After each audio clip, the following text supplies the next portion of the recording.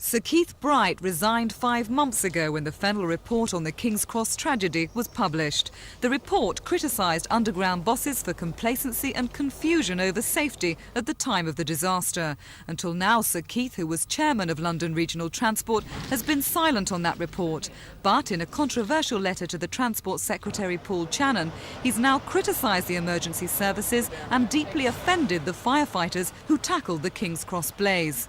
It's a scandalous comment to make. I mean, nobody from the fire service had to resign. In fact, praise was heaped on him. He had to resign and he has the audacity to make this comment. How do you think people will feel who were injured and involved in the fire? Well, our firefighters and the widow, Mrs. Townsley, the morale must have been hit very hard today by this comment. Sir Keith's letter suggests that in attacking underground management, the Fennell report overlooked mistakes by the emergency services.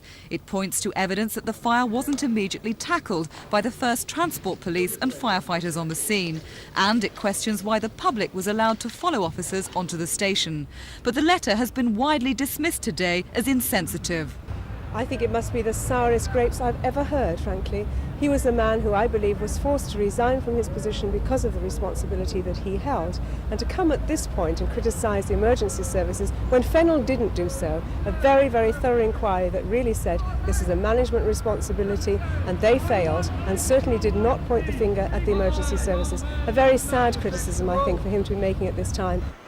The fire brigade says the first officers on the scene had to assess the situation before deciding on action, and at the inquiry an independent police advisor reported favourably on the way British Transport Police acted. Today Sir Keith has been unavailable for comment. This is Teresa Driscoll for Thames News.